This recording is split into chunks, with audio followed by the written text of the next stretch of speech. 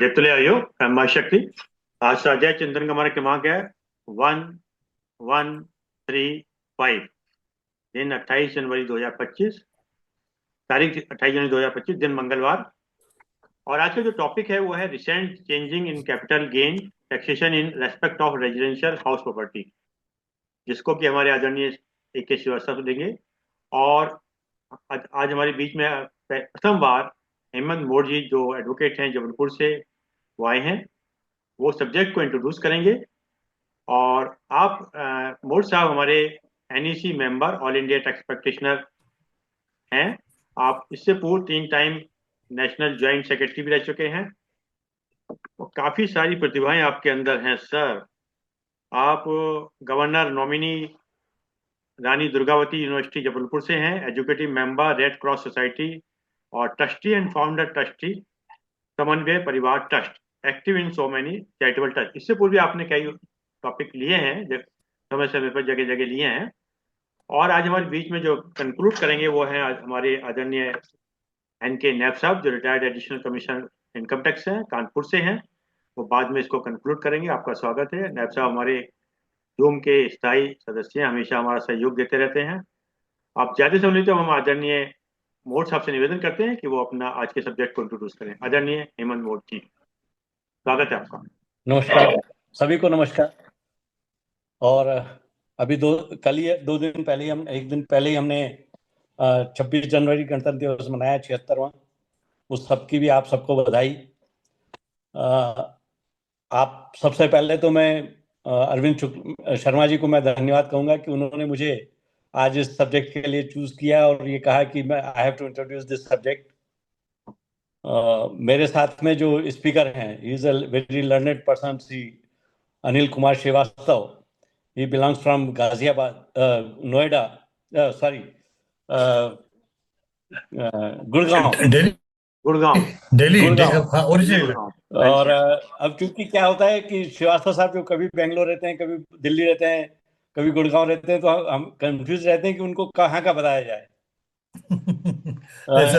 And the honourable additional commissioner retired Shri Naib साहब and all the participants who has joined this webinar.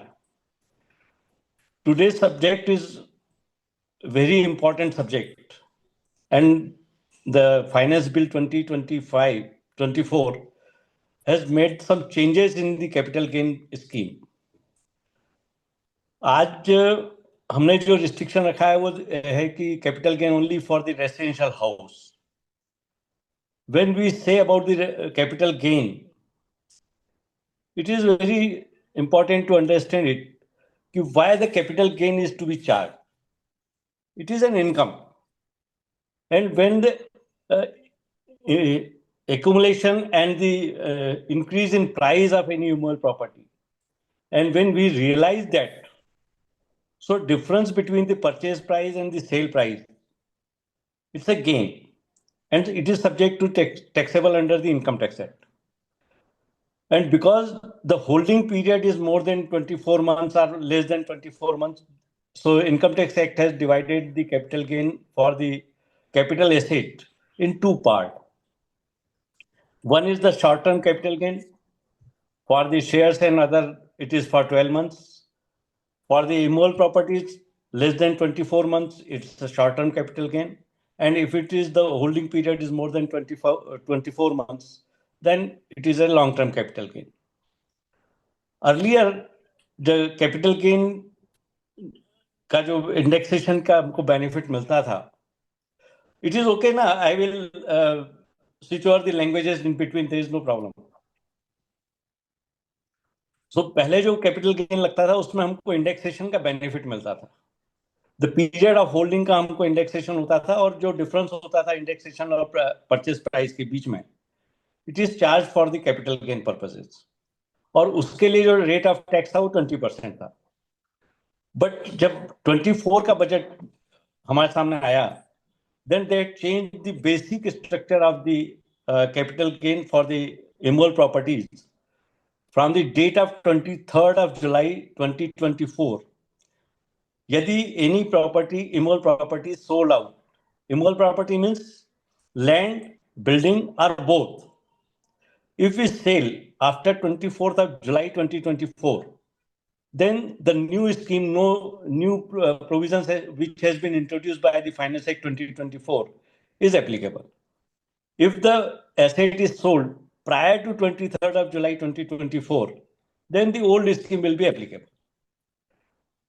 After introducing this new provision, some resistance was in public to why the benefit of indexation is not allowed, and the rate of tax has been reduced to 12.5%, and if the calculation is made between the purchase price and the sale price, it might be higher.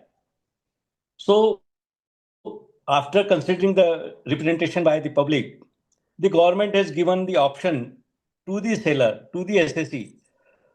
He may opt the old scheme by implementing the indexation, and otherwise by deducting the cost of price and pay the 12.5% plus cess and surcharge.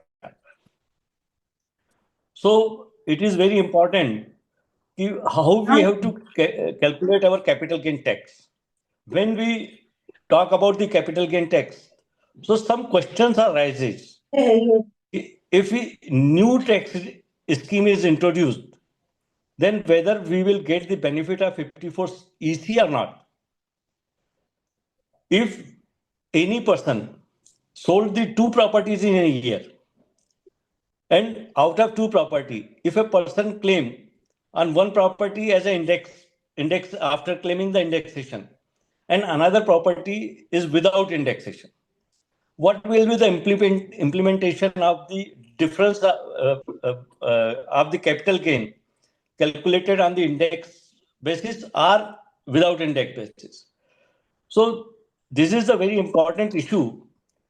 The other issue is whether the investment of the immovable property is made after 23rd of July for purchase of residential house, and the investment in purchase of bond can be adjusted in the capital gain for the year under consideration. The next issue is very important. Suppose I had sold a property in the current financial year and calculated the capital gain with indexation and arrived the loss on that capital gain for the current year. And this loss is carried over to the next year. In next year, again, I sold a one immovable property.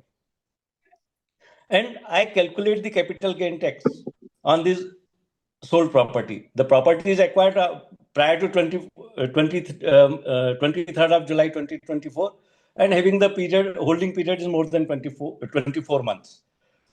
Then what will implication of the loss carryover of the long-term capital gain, which has been calculated on the basis of indexation of the asset?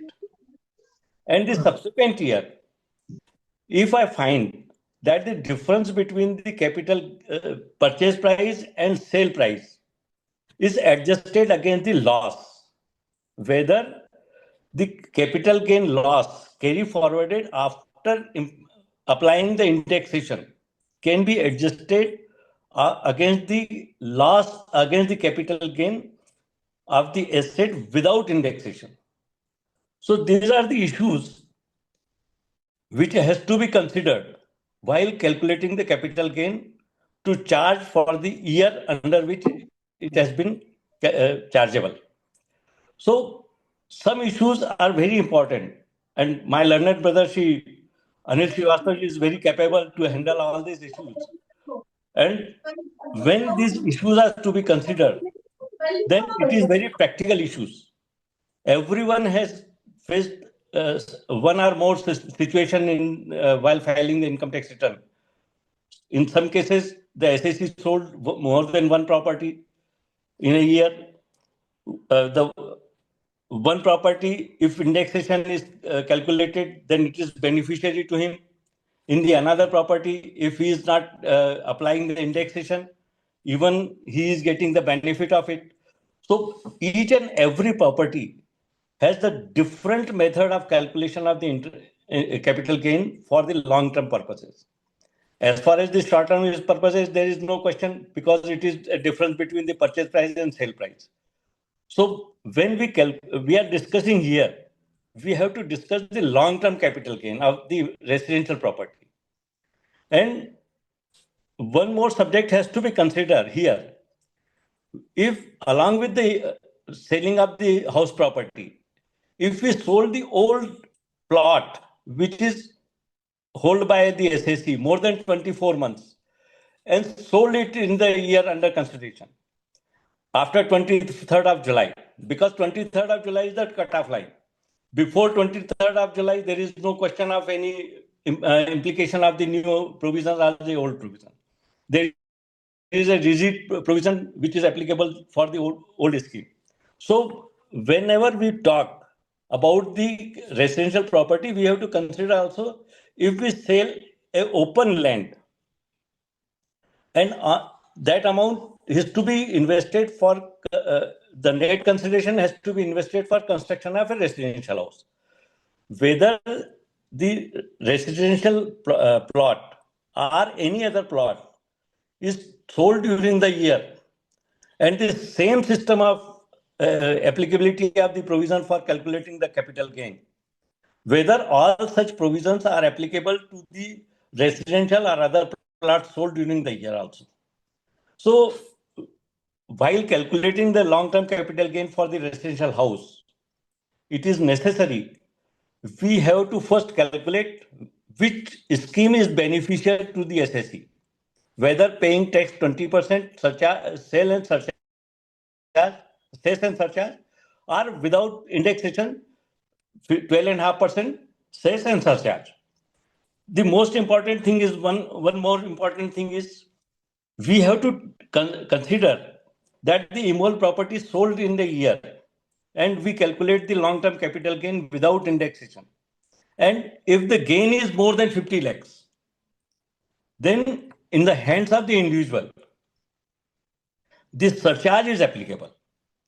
So while considering the capital gain for paying the tax and comparing both the schemes, we have to keep in mind that if the gain is more than 50 lakhs, then this surcharge is also applicable.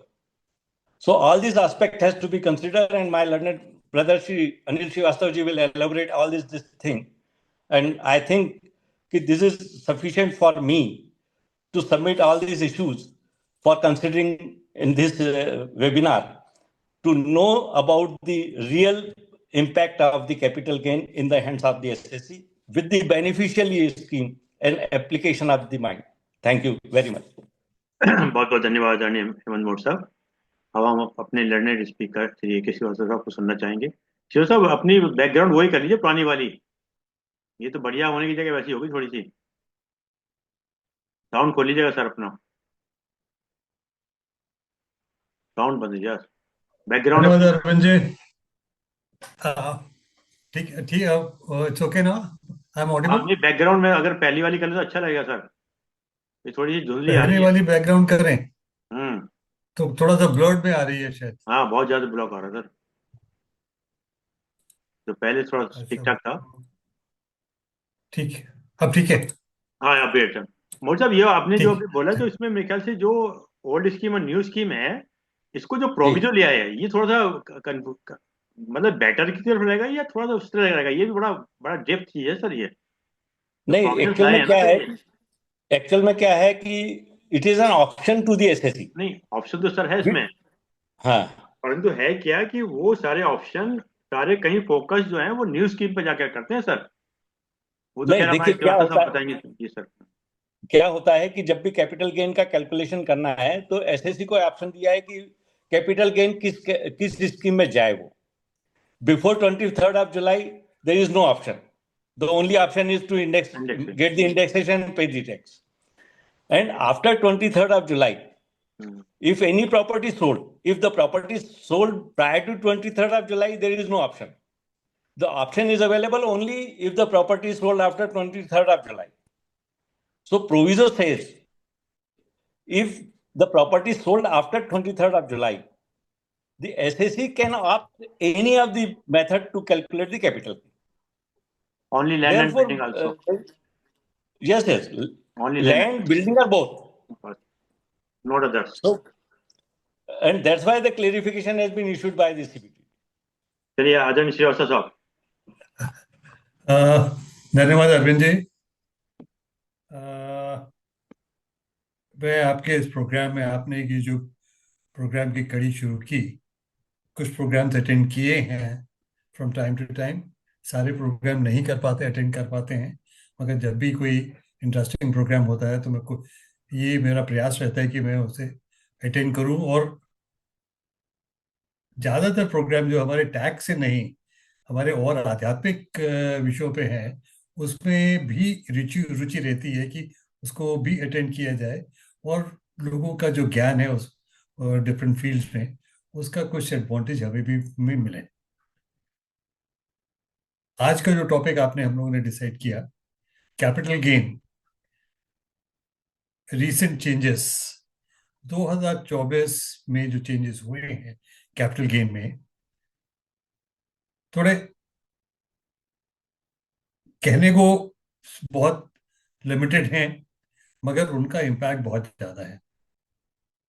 जैसे कि मेरे, तो कहूँगा हमसे हमारे doctor Hemant mode, जो कि जिनको इस सब्जेक्ट की काफ़ी अच्छी डीप नॉलेज है, उन्होंने सब्जेक्ट का इंट्रोडक्शन दिया है. सबसे पहली चीज़ ये आती है कि क्या हुआ, क्या किया गया. फाइनेंस नंबर 2 बिल आया क्योंकि 2024 में इलेक्शंस हुए थे, और नॉर्मली जो 1 फरवरी को फाइनेंस बजट प्रेजेंट होता है, उसमें इलेक्शंस की वजह से कोई भी गवर्नमेंट लार्ज स्केल जो भी उनके प्रपोजल्स हैं वो नहीं लाते हैं, वेट करते हैं इलेक्शंस का, और इलेक्शन के बाद ही जब नई सरकार बन जाती है वो लोग अपना फुल फ्लेज बजट लेके आते हैं. 2024 में यही हुआ. 1 फरवरी को बहुत नॉमिनल रेट्स ऑफ चेंज, बहुत ही नॉमिनल चेंजेस जो थे वो किए गए, और जब नई सरकार बनी जुलाई और जून 2024 में, उसके बाद 23 जुलाई 2024 को फाइनेंस बिल, बजट प्रेजेंट किया गया, जिसमें finance number 2 bill, finance bill 2024 को प्रेजेंट किया गया. काफी कुछ चेंजेस है फाइनेंस बिल के थ्रू. कैपिटल गेन्स में रिलेटेड में भी चेंजेस हैं. अगर हम लोगों ने, आपसे जब डिस्कस हुआ, मैंने सोचा कि हम लोग इसको, जिस तरह की हम लोग की गैदरिंग है, जो अटेंडेंस रहती है इस ग्रुप में, हम लोग बहुत टेक्निकली इसमें ना जाके एक लेमैन की लैंग्वेज, लेमैन जो एक कोई भी साधारण व्यक्ति इसको, जो इनको समझना चाहता है, उनके लिए उनको कुछ क्लैरिफाई किया जाए. तो हम लोग अगर देखें जो कैपिटल गेन में चेंजेस हुए हैं, एक सबसे पहले चेंज एक आया है, एक जो हम लोग को, कुछ लोगों को अफेक्ट करेगा, वो है capital taxation of buyback of shares. पहले उसमें कैपिटल गेन लगता था, अब उसमें कैपिटल गेन नहीं लगेगा. जो कंसिडरेशन है वो हमारी as a income from other sources में जाएगी एज ए डीम्ड डिविडेंड. हम आ जाते हैं अब सीधा सीधा कैपिटल गेन ऑन सेल. यहाँ पर दो, ब्रॉडली इसको दो में कैटेगरी में हम डिवाइड कर सकते हैं. एक है ऑन द रेजिडेंशियल हाउस, और दूसरा है on the sale of shares in securities units etcetera. तो आज के डिस्कशन के लिए हम लोग सेल ऑफ शेयर्स को नहीं इस पे डिस्कस करेंगे, और हम अब इसको रिस्ट्रिक्ट करेंगे on transfer of residential houses. सबसे पहली अमेंडमेंट इसमें ये आई कि हमें सभी को पता है कि लॉन्ग टर्म कैपिटल गेन पे रेट ऑफ टैक्स जो वो कम होता है, शॉर्ट टर्म पे ज़्यादा होता है. सबसे पहली अमेंडमेंट ये की गई कि अभी तक रेजिडेंशियल प्रॉपर्टीज के लिए और इमूवेबल प्रॉपर्टीज के इन respect of immovable properties period of holding था 36 मंथ्स। अगर एक प्रॉपर्टी, चाहे वो बिल्डिंग हो, फ्लैट हो या लैंड हो, आप उसको अगर 36 महीने से या उससे ज़्यादा होल्ड कर रहे हैं तो इट वॉज इसको ट्रीट किया जाता था लॉन्ग टर्म कैपिटल की, लॉन्ग टर्म कैपिटल एसेट। पहली अमेंडमेंट ये की गई कि इस 36 मंथ महीने के पीरियड को रिड्यूस कर दिया गया 24 मंथ्स। तो any any property which is held for a period of 24 months or more above, the transfer therefrom would be treated as a long-term capital as a gain arising from the transfer of a long-term capital asset. एक और ये जो definition है ये applicable है not only for residential property और properties but for other all type of capital assets.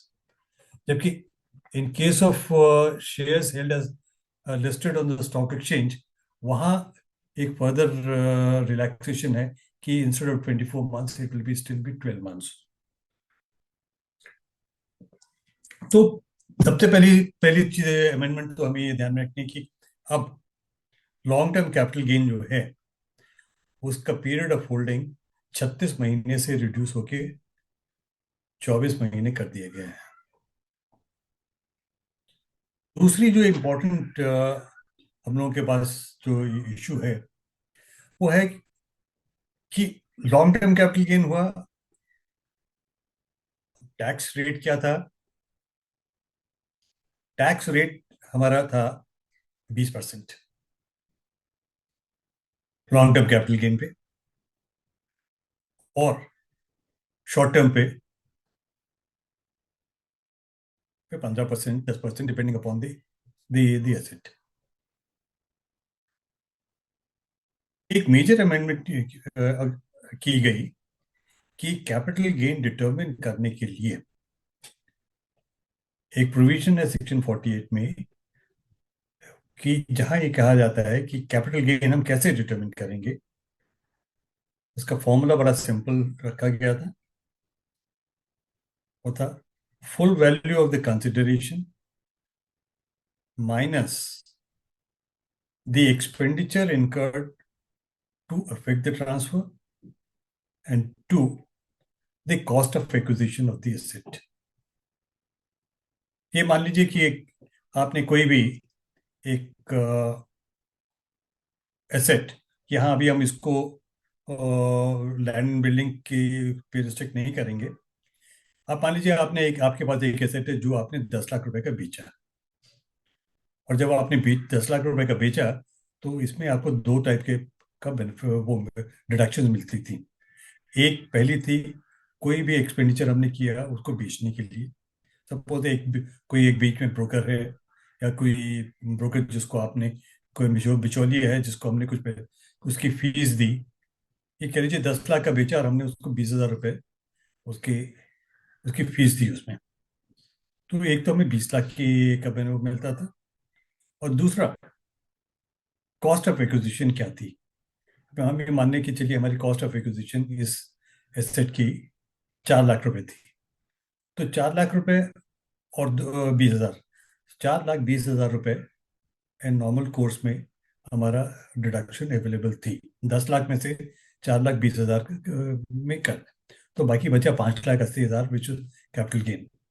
मगर section cost of acquisition की जगह एक प्रोविजन ये है कि वहां पे ये कहा जाता है, वह ये कहा गया कि क्योंकि कैपिटल एसेट आपने काफी साल पहले लिया हुआ था और देयर जनरल इन्फ्लेशन है, तो हर चीज over a period of time महंगी होती जा रही है, और जो आपने कुछ साल पहले लिया था और आप उसी को दोबारा लेने लगी है, तो आपको जो अगर 4 लाख का था वो हो सकता है उसकी आज की वैल्यू वो एक साल पहले या आज की उसकी वैल्यू 7 लाख 8 लाख या 9 लाख रुपए हो जाए। तो हमें जो इन्फ्लेशन का इफेक्ट है उसका बेनिफिट भी दिया जाए। तो कॉस्ट ऑफ एक्विजिशन के साथ साथ ये किया गया कि हम लोग इंडेक्स्ड कॉस्ट ऑफ एक्विजिशन देंगे। इंडेक्स कॉस्ट ऑफ एक्विजिशन एक मायने में ये रिफ्लेक्ट करता था कि over a period of time कि what is the inflation, to take into account the inflation और द वैल्यू ऑफ मनी। तो वो वैल्यू ऑफ मनी के लिए 48 सेक्शन 48 में कॉस्ट ऑफ एक्विजिशन के साथ साथ इंडेक्स कॉस्ट ऑफ एक्विजिशन का कॉन्सेप्ट डेवलप हुआ।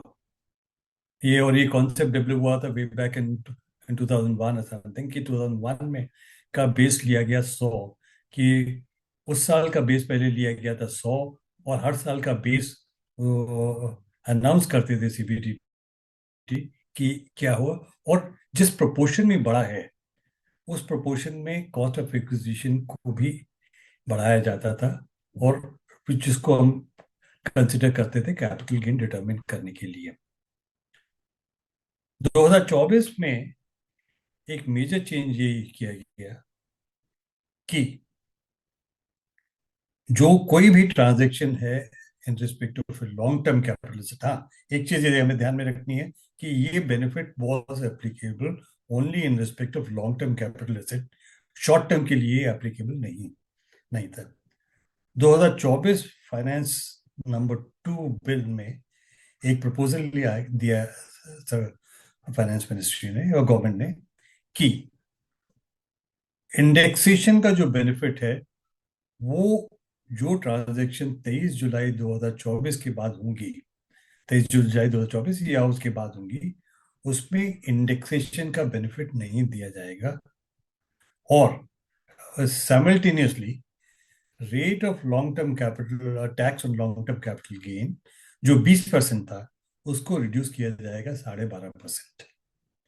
इम्पैक्ट ये रहा कि हमें टैक्स देना पड़ेगा 12.5% विदाउट इंडेक्सेशन बेनिफिट। तो जैसे जो हम एग्जाम्पल ले रहे थे पहले कि 10 लाख की आपकी आपने प्रॉपर्टी बेची, 20,000 रुपए आपकी एक्सपेंडिचर इनकम है, 4 लाख रुपए आपका कॉस्ट ऑफ एक्विजिशन था, मगर इंडेक्स कॉस्ट ऑफ एक्विजिशन उसका 8 लाख रुपए था। तो हमें बेनिफिट मिलता था 10 लाख, 10 लाख माइनस 20,000 माइनस 8 लाख। सो हमारा नेट कैपिटल गेन बनता है उसमें उसमें बनेगा 1,80,000, जिसपे कि 20% पे हमें पे टैक्स देना है। तो 36,000 रुपए का उसका टैक्स हो गया। जब हम इंडेक्सेशन का बेनिफिट नहीं का विड्रॉ किया गया तो हुआ कि 10 लाख में से में अच्छा, जब ये हम पुराने सिस्टम में कैलकुलेट करते हैं तो 1,80,000 पे 36,000 रुपये टैक्स बना। जब हम नए सिस्टम में जो प्रपोज किया गया कि आपको इंडेक्सेशन का बेनिफिट नहीं मिलेगा, तो उसका इम्पैक्ट क्या होगा कि 10 लाख में से 20,000 रुपये जो कॉस्ट है ब्रोकरेज है वो घटेगी, और हमारी कॉस्ट ऑफ एक्विजिशन 4 लाख रुपए थी वो घटेगी। तो 4,20,000 घटा तो हमारा नेट गेन बना 5,80,000। अब ये 5,80,000 पे 12.5% का टैक्स बनेगा। 1/8 1/8 तो हो गया करीब करीब 580 पे। अगर आप तो ये 70,000 से ऊपर हो जाता है। तो एक ये बहुत ज्यादा ह्यू एंड क्राई हुआ कि साहब ये लैंड एंड बिल्डिंग में जो हमें स्पेशली जो लोग लैंड एंड बिल्डिंग से अपना घर बेचते हैं और दूसरे घर में जाते हैं या कुछ, हमें उसका एडवांटेज जो इसमें टैक्स बन रहा है, ये टैक्स बहुत ज्यादा हो जाएगा। तो ये जब इसके बारे में रिप्रेजेंटेशंस किए गए तो गवर्नमेंट ने इसको दोबारा इस पे विचार किया, और एक प्रोविजन एक सेक्शन 112 में लेके आए कि अगर नए सिस्टम से टैक्स ज्यादा बनता है तो टैक्स को हम रिस्ट्रिक्ट करेंगे what was payable under the old system, determined under the old system. That means कि आपकी ट्रांजैक्शन 23 जुलाई के बाद हुई, टैक्स उस पर आपका ज्यादा बन गया, तो हम जो उसको पुराने सिस्टम में इंडेक्स कॉस्ट ऑफ एक्विजिशन का बेनिफिट देके जो टैक्स बन रहा था 20% पे, टैक्स पेबल वही उस एक्सटेंट तक रिस्ट्रिक्ट किया जाएगा। जब ये पब्लिकली अनाउंस किया गया तो फाइनेंस मिनिस्टर ने ये कैसे इंप्रेशन दिया कि this is an option available to the SSC. मगर जब हम सेक्शन 112 को पढ़ते हैं तो ये देखेंगे ये ऑप्शन नहीं है। वहां पे ये क्लियरली लिखा हुआ है कि अगर टैक्स पेएबल ज्यादा है तो it will be restricted to the tax payable under the old regime. So एक सबसे पहले ये क्लैरिटी हम देंगे कि साहब हमारा टैक्स पेएबल, हमें टैक्स डिटर्मिन कर, हमें कैपिटल गेन डिटर्मिन करने में ऑप्शन नहीं है। कैपिटल गेन डिटर्मिन करना जो है वो फाइनेंशियल ईयर 24-25 में हमें 2 स्टेजेस में करना है। इसको बाइफर्केट करना है कि in respect of transactions take which have taken place up to 22nd July to 24, and those transactions which have taken place on and from 23rd July to July 24. So दो different categories like debts में हमें capital gain determine करना पड़ेगा।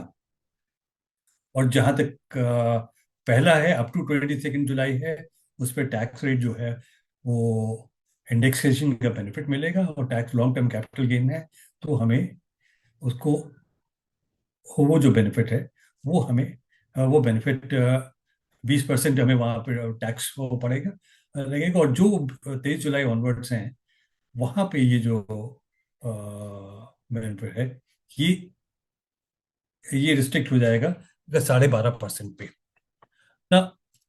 ये सबसे सबसे पहली चीज तो ये आए।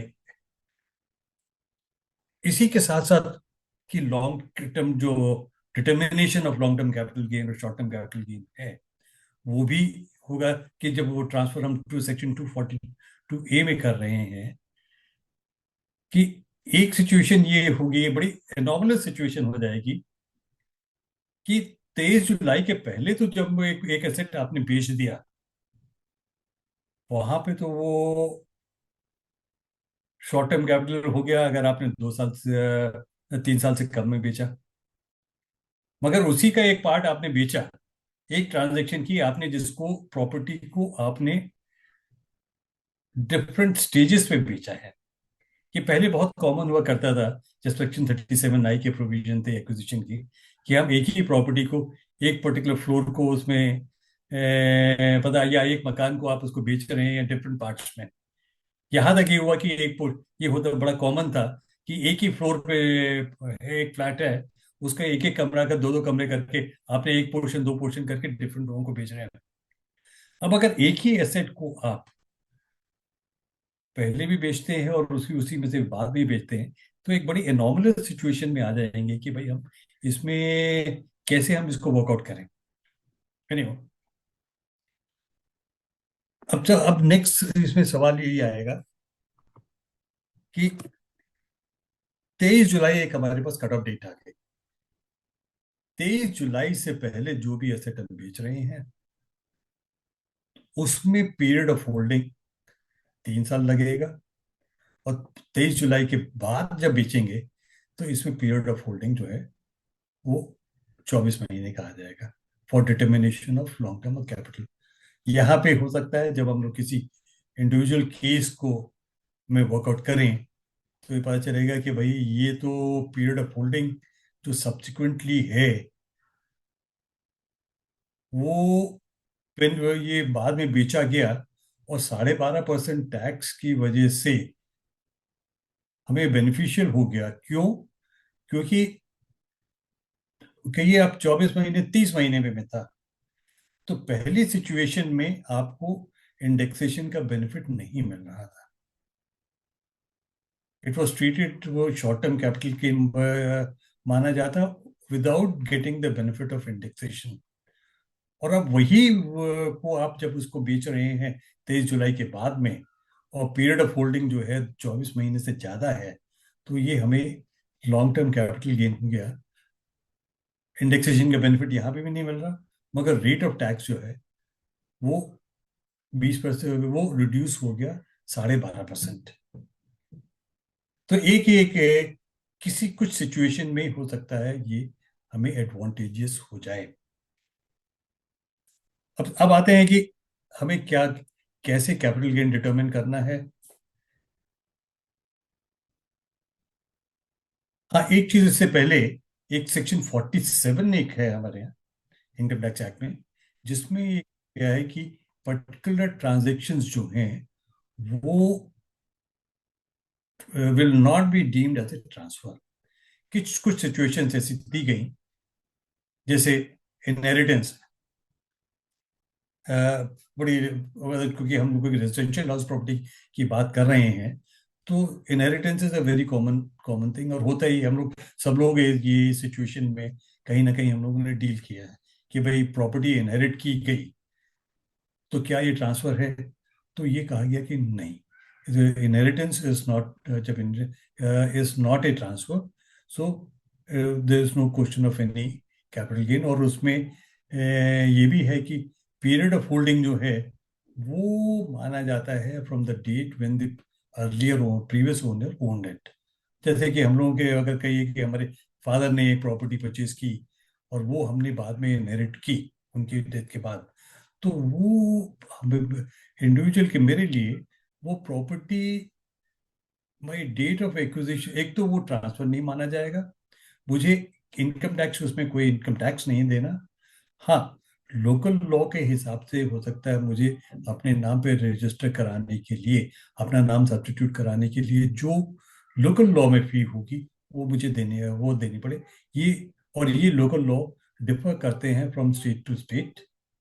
जैसे कि अगर आप हरियाणा में देखिए तो हरियाणा में ये transfer with in a family blood relation में बहुत ही नॉमिनल फी है, एक 5,000 रुपए की सिर्फ फी लगती है।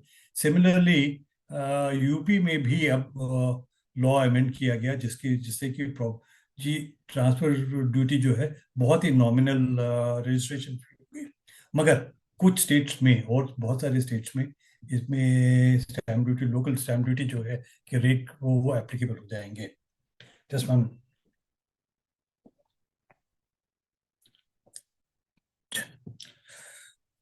सेक्शन 48 की में हमारा जो आज का मुद्दा है ये बॉयल डाउन करता है इन सेक्शन 48 एंड 112। मगर इसके साथ साथ कुछ इश्यूज हेमंत जी ने रेज किए हैं, हम लोग वो भी डिस्कस करते हैं अभी।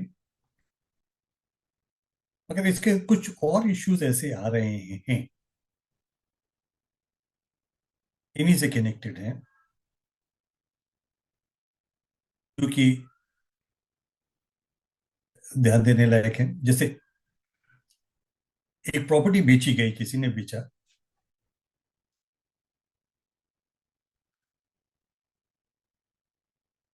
23 जुलाई के पहले बेचा, इमीडिएटली परचेज नहीं किया उन्होंने, क्या हाउस मकान बेचा, इमीडिएटली परचेज नहीं किया उन्होंने, उस इंडिविजुअल ने वो पैसा जो कैपिटल गेन उनको हुआ था उसमें, after giving impact of taking the benefit of indexation, वो उन्होंने कैपिटल गेन अकाउंट में जमा कर दिया। अब यही इंडिविजुअल अगर इनके केस में ये ट्रांजैक्शन 23 जुलाई के बाद हुई, तो आप रियलाइज करेंगे कि उनके हाथ में कैपिटल गेन जो है, the amount of capital gain stands increased, क्योंकि उनको इंडेक्सेशन का बेनिफिट नहीं मिला कुछ, तो उनके हाथ में कैपिटल गेन बढ़ जाएगा, और उनको जो कैपिटल गेन अकाउंट में पैसा जमा कराना है उसका क्वांटम भी बढ़ जाएगा। इसका मतलब ये हुआ कि जो हमारे पास अवेलेबल सरप्लस आ जाता था किसी इंडिविजुअल के पास प्रॉपर्टी बेचने के बाद, उसको जो कॉस्ट ऑफ एक्विजिशन और इंडेक्स कॉस्ट ऑफ एक्विजिशन जो था वो उनके पास अवेलेबल हो गया, सरप्लस था, वो उसको यूटिलाइज कर सकते थे किसी भी महीने में। किसी भी तरीके से वो, it was free fund for him. अब 23 जुलाई के बाद ये जो अमाउंट है, this amount stands drastically reduced, और जो कैपिटल गेन अकाउंट में पैसा जमा करना है, दैट विल स्टैंड इंक्रीज्ड। यही इशू में इसको थोड़ा सा और आगे बढ़ाते हुए कि किसी एक व्यक्ति ने कैपिटल गेन अकाउंट में पैसा जमा किया हुआ था, उनको पैसा यूटिलाइज करना था, ये कह लीजिए कि 31 अक्टूबर 2024 तक था। उन्होंने वो पैसा 31 अक्टूबर 2014 तक यूटिलाइज नहीं किया, कोई प्रॉपर्टी में इन्वेस्ट नहीं किया, कोई प्रॉपर्टी परचेज नहीं की। तो 1 नवंबर 2024 को वो पैसा जो उसका बैलेंस है उस अकाउंट में, दैट बिकम्स टैक्सेबल। अब सवाल ये आएगा कि, और ये टैक्सेबल हो जाएगा and treated as a capital gain arising in that year. So assessment year 25-26 में ये आ जाएगा एज ए कैपिटल गेन ना। इश्यू अब इसमें ये आएगा कि हमें इस पे किस रेट पे टैक्स देना है। Will it be taxable at 20% और it will be taxable at 12.5%। ये हो सकता है ये सिचुएशन कुछ लोगों के पास आए कि पैसा जमा किया हुआ था मगर वो उसको यूटिलाइज नहीं कर पाए। यहाँ पर डाइवर्जेंट व्यूज हैं। एक व्यू तो ये है कि साहब आपने पहले कैपिटल गेन का जो एग्जम्पशन दिया था, इट वाज ओनली एग्जम्पशन नहीं था, ये सिर्फ डिफरमेंट था कि उस स्टेज पे आपको टैक्स देना था मगर आपने उसको अकाउंट में जमा करके वो टैक्स को आपने डिफर कर दिया, और अगर आप उसको यूटिलाइज कर लेते तो आपको उसमें टैक्स नहीं देना पड़ता। अदरवाइज टैक्स जो बनता वो आपका 20% पे बनता। तो क्योंकि आपने इसको यूटिलाइज नहीं किया तो इसका टैक्स रेट जो है वो जो आपने डिफर किया था वही रेट होगा, दैट इज 20%। एक दूसरी व्यू ये भी है कि साहब ये जब हम सेक्शन 45 में दोबारा इसको पढ़ते हैं कि अगर ये पैसा नहीं यूटिलाइज किया जाता, so then it is treated as a capital, as a transaction taking place during the year in which the period expires. और अगर ये पीरियड हमारा 23 जुलाई के बाद एक्सपायर होता है, सो जो हमारा 23 जुलाई को जो उसके बाद का जो रेट है दैट इज रिड्यूस रेट, वो हो सकता है कि उस पर टैक्स हो। ये कि इश्यू जिस पे हम लोग डिबेट कर सकते हैं और प्रोफेशनल सर्कल्स में डिबेट होगा, और ए पीरियड टाइम में हो सकता है ये सेटल हो। एक बड़ा इशू ये सबको हम लोग को सोचना पड़ेगा। Now, coming to section 48 now.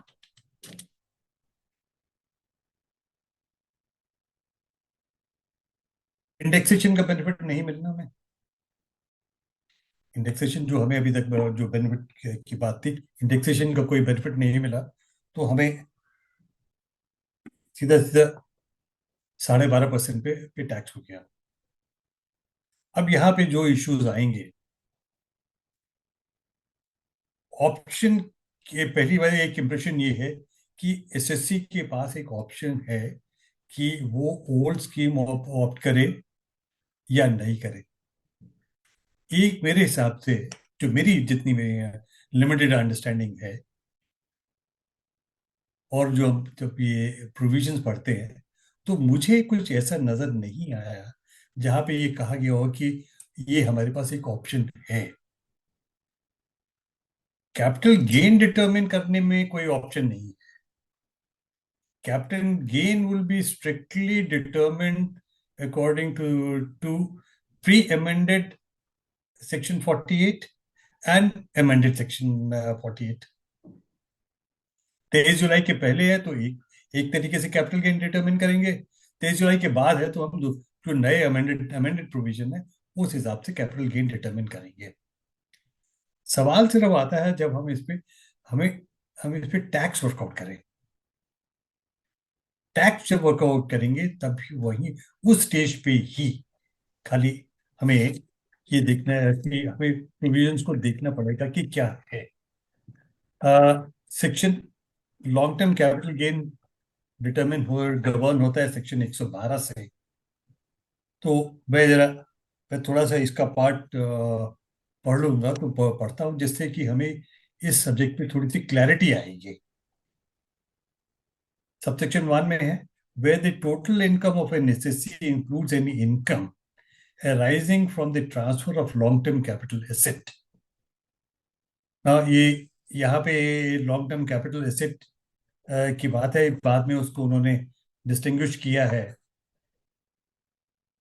which long-term capital asset is chargeable under the head capital gains, the tax payable by the SSC on the total income shall be the aggregate of A, in the case of individual or Hindu undivided family being resident।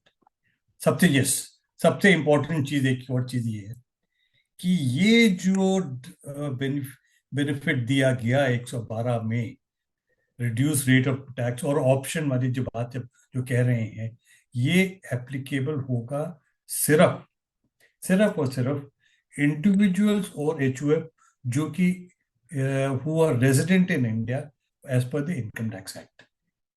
ये benefit, ये जो यहाँ destruction, ये benefit non residents को या any other entity, ए partnership firm और company etcetera, किसी को अवेलेबल नहीं होगा। पार्टनरशिप फर्म कंपनीज का तो पहले भी नहीं था, मगर ये बेनिफिट इंडिविजुअल और HUF था जो नॉन रेजिडेंट थे उनको मिल सकता था, मगर यहाँ पे अब उसको रिस्ट्रिक्ट कर दिया गया कि individual and HUF who are residents, इनके केस में the amount of income tax payable on the total income as reduced by the amount of such long-term capital gains had the total income as so reduced been his total income and, मतलब ये कि हम पहले उसको total income workout करेंगे, उसमें long term capital gain भी included होगा, तो उसमें से long term capital total income में से लॉन्ग टर्म कैपिटल गेन को रिड्यूस कर दीजिए। The amount of income tax calculated on such long-term capital gain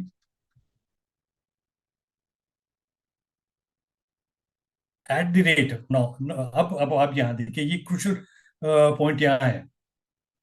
At the rate of 20% for any transfer which takes place before the 23rd day of July 24। जब आपने यहाँ capital gain का tax determine कर रहे हैं, वहां आया 23 जुलाई से पहले ट्रांसफर था, तो आपका rate of tax is 20%। B, at the rate of 12.5% for any transfer which takes place on और after the 23rd day of July 24। 23 जुलाई के बाद जो ट्रांसफर हुआ वहां 12.5%, और 23 जुलाई से पहले जो हुआ उस पे 20% प्लस नॉर्मल अदर इनकम का जो टैक्स बनता है वो करके हम टैक्स वर्कआउट करेंगे। अब प्रोवाइजो आया, provided that where the total income as reduced by such long-term capital gains is below the maximum amount which is not chargeable to income tax, then such long-term capital gain shall be reduced by the amount by which the total income as so reduced falls short of the maximum amount which is not chargeable to income tax, and the tax on the balance of such long-term capital gain shall be computed at the rate as applicable in सब clause 2। इसका मतलब यह है कि अगर suppose जैसे हमें 3 लाख रुपए तक की इनकम पे टैक्स नहीं है, तो अगर किसी की इनकम कई नॉर्मल इनकम उनकी 2 लाख रुपए और कैपिटल की 3 लाख रुपए है, तो उनको 2 लाख रुपए प्लस, क्योंकि 3 लाख तक की इनकम एक्सा पे टैक्स नहीं है, तो 1 लाख का जो कैपिटल गेन है उस पे भी टैक्स नहीं देना, सिर्फ बैलेंस सिर्फ 2 लाख की इनकम पे ही कैपिटल गेन पे ही टैक्स देना पड़ेगा. अब आया another important, this is the important proviso which is inserted now. Provided further that in the case of transfer of a long-term capital asset, being land or building or both, which is acquired before the 23rd day of July 24, where the income tax computed under item B exceeds the income tax computed in accordance with the provisions of this act as they stood immediately before their amendment by the Finance number 2 Act 24, such excess shall be ignored. Now, when we read this second proviso, it clarifies, it simply gives an impression that there is no option to determine different rates. Here, only capital gain will have to be determined in a specified manner only. There is no option to change that manner. It is only when it comes to the payment of tax, at that stage, अगर हमारा new method के हिसाब से tax हमारा exceed कर रहा है as compared to the old provision, that is when we had the benefit of indexation, तो वहां पे ये गवर्नमेंट ने एक रिलीफ दे दिया कि साहब आपको हम ये जो टैक्स है ये रिस्ट्रिक्ट कर देंगे to the extent to which you had to pay tax under the old erstwhile scheme, जिससे कि जो लोग कुछ एसएससीज की जो ग्रीवेंस थी कि साहब हम पे टैक्स बहुत ज्यादा पड़ रहा है, बहुत ज्यादा हमारा टैक्स बन गया, वो ग्रीवेंस जो है that grievance is meant. I think Hemant ji, इसके बाद then we are talking about the tax rate in the case of companies, so that we are not discussing right now, because वो यहाँ आज के discussion के लिए relevant नहीं है. तो एक डिस्टिंक्शन जो मैं आपसे थोड़ा सा उसमें डिफर करूंगा कि हमारे पास ऑप्शन नहीं है कैपिटल गेन को डिटरमिन एक पर्टिकुलर स्पेसिफाइड मैनर में ही करना है. ऑप्शन हमारे पास ऑप्शन भी नहीं है. जो the section the act itself grants A relief कि अगर आपका न्यू मेथड में टैक्स ज्यादा बन गया तो वो टैक्स जो है आप पुराने मेथड के हिसाब से ही करेंगे. आई थिंक इसमें हम लोग थोड़ा सा डिस्कस कर सकते हैं कि व्यूज ये और या किसी और केस में कोई क्वेरी हो तो हम उसको पहले उसको डिस्कस कर लें rather than moving ahead with some other issues. As I told in my speech, if there is a loss calculated on the basis of applying the old scheme and it is being carried over for the new year, whether that loss can be set off against the new scheme or not, in my opinion, the loss cannot be set off when you are applying the new scheme of calculation of long-term capital gain. If indexation loss is there, and that cannot be set off against the profit gain on the basis of the new scheme. This is my opinion. उसमें अभी देखिए हमारे suppose yes we take it कि हम ये लेते हैं कि एक प्रॉपर्टी बेची 23 जुलाई के पहले ही, 23 जुलाई के पहले बेची ना, 23 जुलाई से पहले बेची और उसमें जब इंडेक्सेशन का बेनिफिट इंडेक्सेशन से ही वर्कआउट करना है हमें, ठीक है, हमें इंडेक्सेशन का बेनिफिट तो है उस स्टेज पे, तो वहां पे it results into a loss. No, but if you go through the section 73, अगर वहां तक एक लॉस आ गया, now we go to the subsequent year. No, if you go for the section 73, 72, 73 carry over 72 में आएंगे, 72 में हमें देखना पड़ेगा कि what is the amendment in 72. In that section it is clearly mentioned that any loss arrived by applying the old scheme and carried over to the next year. It cannot be set off when you're calculating the capital gain on the basis of new scheme. And then you are yourself giving the answer.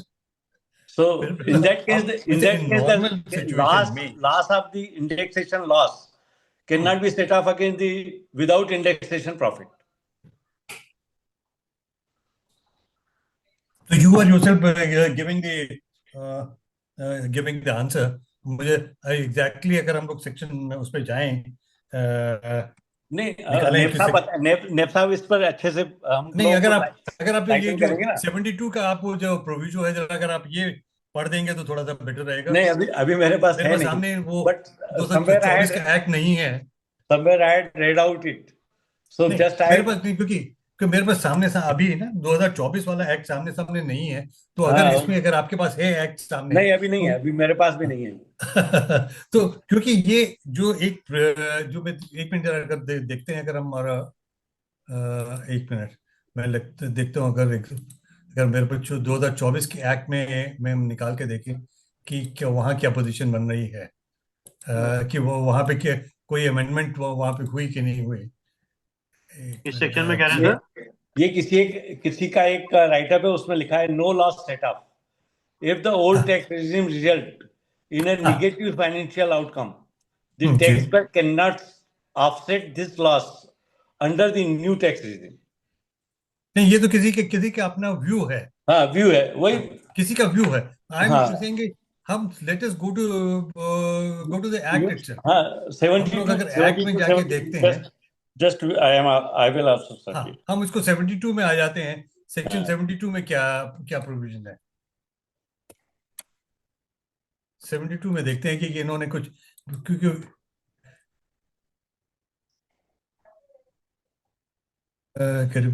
Business losses है ये 72 में नहीं बल्कि हमें से वो आएगा ये कैपिटल गेन वाले में 72 71 में देखे 70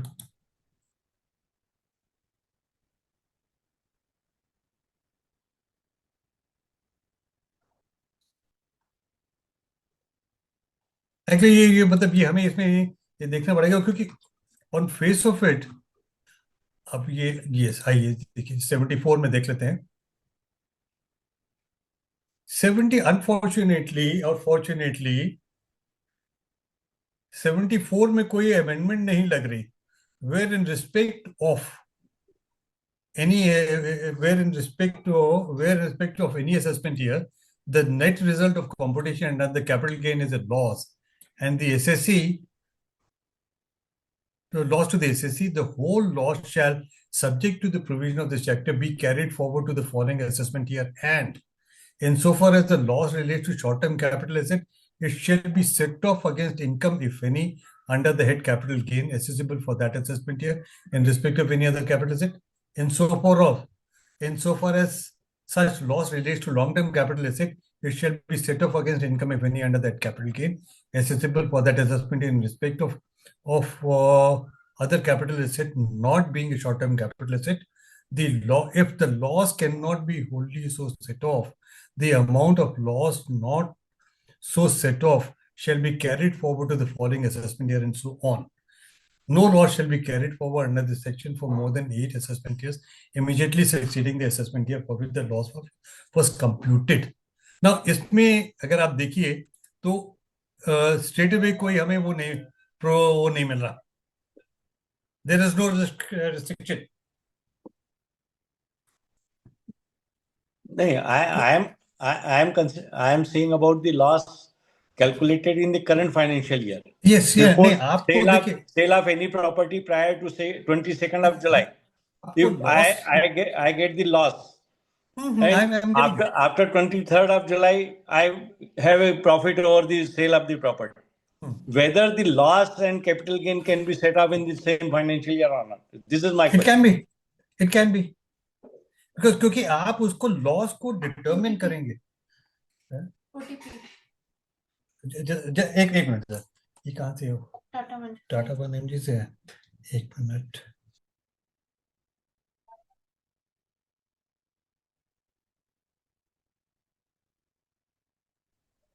साउंड खोल लीजिएगा, श्रीवास्तव बंद हो गई थी। श्रीवास्तव साउंड खोल लीजिएगा।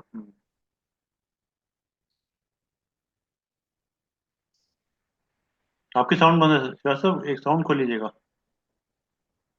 श्रीवास्तव साउंड खोल लीजिएगा, अपनी बंद हो गई है। आपकी साउंड बंद हो गई सर। श्रीवास्तव जी, साउंड आपका हाँ म्यूट हो गया, म्यूट म्यूट हो है, गया। अनम्यूट कर लीजिए। अनम्यूट कर लीजिएगा। अच्छा सॉरी, हाँ सॉरी। देखिए, ये कोई रिस्ट्रिक्शन उसमें 71 वगैरह में कोई चेंज नहीं किया गया। सेक्शन 74 में कोई चेंज नहीं है, 74 की अमेंडमेंट नहीं है। हम ये देख लें कि क्या 74 में कोई अमेंडमेंट की गई। 74 में कोई अमेंडमेंट नहीं है। तो अगर 74 में कोई अमेंडमेंट नहीं है तो आपको कोई रिस्ट्रिक्शन नहीं है, तो ये मेरी कंसिडर्ड व्यू ये है कि इसका बेनिफिट आपको मिलेगा। बट तो इट इज अ वेरी देखिए देखिए, disputed, in it is any very case disputed आपको पॉइंट। एक और चीज देखिए, एक और क्यों? चीज देखिए, लॉजिकली अगर हम देखें कि हमें दूसरी जगह अगर होता, कहीं ऑप्शन की बात होती, तो हम बात करते हैं कि भाई हमें तो लॉस जो था उसका, तो हमें जो टैक्स का जो इफेक्ट जो था वो 20% पे था। अब हमारे वो बल्कि वो 12.5% पे है। तो और क्योंकि 74 में अमेंडमेंट नहीं है, तो कैरी फॉरवर्ड ऑफ लॉस का जो जहां तक सिचुएशन है, उसका बेनिफिट हमें नेक्स्ट ईयर उसमें भी मिलेगा। रिस्ट्रिक्शन, क्योंकि अभी रिस्ट्रिक्शन मुझे कोई नजर नहीं आ रही। तो ये एक हम लोगों को मतलब we'll have to do a brainstorming on this कि सब, जब कोई रिस्ट्रिक्शन नहीं है, 74 में अभी भी परमिट कर रहा है मुझे कि आप इसको कैरी फॉरवर्ड करिए, आप कर सकते हैं।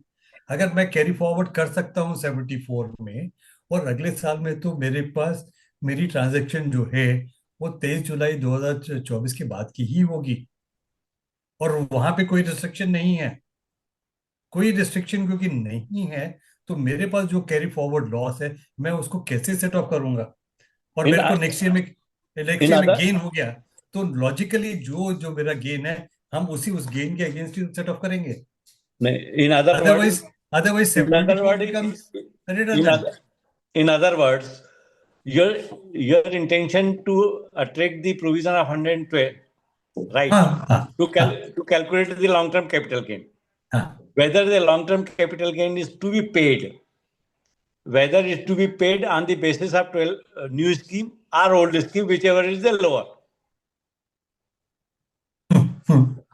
ठीक है, But ठीक है। if I want to invest the money नहीं for नहीं, buying, new scheme and old scheme, हाँ अगेन हम रिस्ट्रिक्ट करते हैं कि we are talking only in respect of income from income let's say I am rising talking to a about the resident resident, individual, only for the the resident. transfer of a long-term capital, Yes. transfer of a house property. Yes, yes. I am not. We are not discussing other than the house property. हाँ हाँ, हम ठीक है, And taking other 112 is the provision for paying the tax for the long-term capital gain on sale of immovable property, जी residential जी, immovable property. Suppose I want to buy a house and capital gain has to be calculated according to the old provision by indexation, because the indexation, the provision says if you want to pay tax, then you have to calculate the lower of the tax and pay it. हाँ Whether this benefit is applicable for the SSE to invest the money, surplus money, which is chargeable to tax. After indexation, he can will he able to deposit the after indexation surplus or without indexation surplus? Number one. Sir, Number two, the benefit of 54 EC, whether it will be available after indexation or without indexation. These are the two moot questions here. नहीं, I'll answer you। मैं दोनों का आपका जवाब देता हूँ। देखिए, हम लोग इंडेक्सेशन जो है, ये पहले आप 54 ईसी पे आ जाइए। 54 EC says the 54 capital EC जो gain है ना, amount, out of the capital gain amount, yes, the amount now of 50 lakhs will अगर be, अगर 23 will be July invested in 54 sir, EC. अगर 23 जुलाई के बाद की ये ट्रांजैक्शन है, तो आपको Difference of the cost and benefit the मिलेगा, difference of the sale price. 54 EC में बेनिफिट मिलेगा in respect whatever capital gain you are arising. अगर 23 जुलाई के पहले की है तो भी आपको बेनिफिट मिलेगा। सिर्फ आपको ये एडवांटेज आपको दोनों सिचुएशन में मिलेगा। आप जो 54 ईसी में इन्वेस्ट कर रहे हैं, और to the extent of the amount, to the benefit कहाँ क्या मिलेगा, to the extent of capital gain. Suppose एक सिचुएशन में आपका कैपिटल गेन आया बिफोर ट्रांसफर, बिफोर 23 जुलाई, आपका कैपिटल गेन आया से 25 लाख, और दूसरी सिचुएशन में आपका कैपिटल गेन आया 40 लाख। 40 लाख। अब आप 30 लाख रुपए इन्वेस्ट करते हैं, तो 30 लाख करते हैं आप, मैं 40 लाख का नहीं लेता क्यों?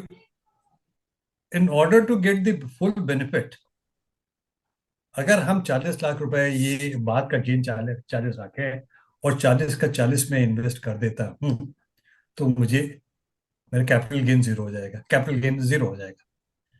और अगर 23 के हम वो पहले की ट्रांजैक्शन का ले रहे हैं, तो 25 का ही गेन था, 40 आपने इन्वेस्ट किया, तो कोई कैपिटल गेन का मतलब नहीं। टू सो जो भी हमारा कैपिटल गेन है जिस उस पीरियड The में, issue is now the issue is very complicated. What amount should be considered as a gain after indexation is the gain, or just deducting the cost of so acquisition and the I think no improvement? confusion. I think there is no confusion in that.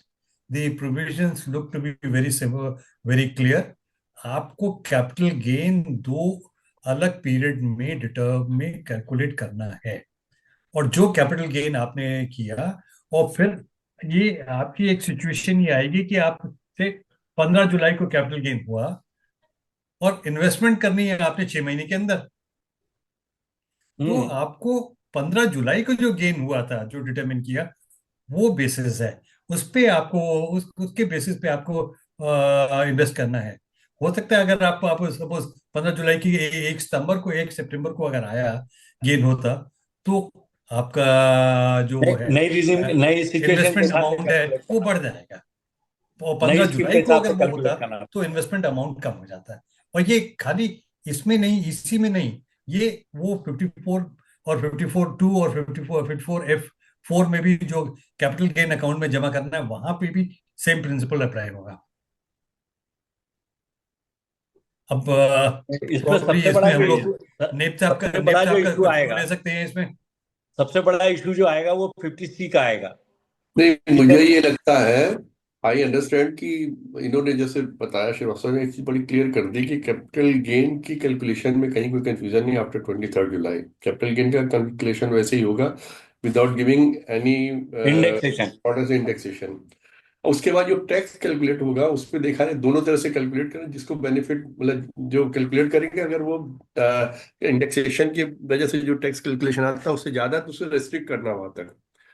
अब हमको ये पता है कि हमको इतना tax देना है, तो हमारा जो इन्वेस्टमेंट होगा, 54 वाली बात जो बता रहे हैं, 50 lakhs वाला जो बॉन्ड का होता है, उसमें हम वही कैलकुलेट करेंगे अमाउंट इन्वेस्टमेंट का, कि जिसमें हमारा उतना टैक्स बच रहा हो। मतलब जो अगर हमारे सपोज हमें इसका बेनिफिट कैपिटल गेन जो है नई स्कीम के अंडर में कम आ रहा है, तो हम इसके हिसाब से कैपिटल गेन का इन्वेस्टमेंट करेंगे उसमें, बॉन्ड्स में। और अगर पहले वाले में कम आ रहा है, तो उसमें अमाउंट कितना हमारा आ रहा है, जिसमें वो कहीं ना कहीं वो अमाउंट उसको करना पड़ेगा। You had reached the correct point. Ji, Because my question is, how much I have to invest to save my capital अब gain वो वहाँ tax? टैक्स के हिसाब So से I have to calculate the tax, whichever is the lower, and according to that, require to save the tax at that lower level. I have to make the investment. अगर आप lower tax के हिसाब से, मतलब suppose आपका पुरानी regime में कम tax आ रहा है, तो उसके हिसाब से आपका कितना कैपिटल गेन आया था, Yes, नहीं yes. नहीं नहीं सर, सर कितना अमाउंट है। यहाँ This- यहाँ मैं नहीं यहाँ मैं A.K. एक Srivastava चीज ji is deferred on this issue. नहीं, हम यहाँ पे मैं डिफर करूंगा कि हमें payment of tax is a subsequent issue. हमारा पहला इशू है कि डिटर्मिनेशन ऑफ कैपिटल गेन, और जो इन्वेस्टमेंट हम कर रहे हैं 54 EC, that goes to determine our capital gain. Capital gain के डिटर्मिनेशन में ही वो स्टेज पे आ गया कि हमें जो पहले ना जो ना ना कैपिटल, नहीं श्रीवास्तव जी, यहाँ आप थोड़ा सा डिफर करिए। We have to determine the amount of capital gain on the sale of property. अब इन्वेस्टमेंट वगैरह सब भूल जाइए, forget about it। ठीक है, आपने कैपिटल गेन कैलकुलेट कर लिया, जी कैलकुलेट करने के बाद आपने कहा कि नई रिजीम में इस पे इतना टैक्स आ रहा है, पुरानी रिजीम में इतना आ रहा है। अगर पुरानी रिजीम में कम है, it will be restricted to sir. That. नहीं सर, ठीक है। अभी अभी हम, वो हमारी स्टेज बाद में आएगी। जी हम जो हमने पहले ग्रॉस कैपिटल गेन डिटरमिन किया, फिर जी। हम उसमें से बेनिफिट निकालेंगे 54 देखिए, मैं ईसी का। बात कर रहा हूँ कैपिटल गेन की कंपटीशन में कोई इस तरीके के जो बेनिफिट्स होते हैं वो नहीं आते। पहले कैपिटल गेन आ जाता है, जब कैपिटल गेन का अमाउंट आ जाता है देन वी क्लेम कि हम इसमें ये क्लेम कर रहे हैं। जैसे आपने इनकम अपनी कैलकुलेट कर रही, हम्म। कैलकुलेट करने के बाद फिर आप डिडक्शंस क्लेम करते हैं, मेरा 80 आईयू का ये है, 80 सी का ये है, 80 का ये है, वो है।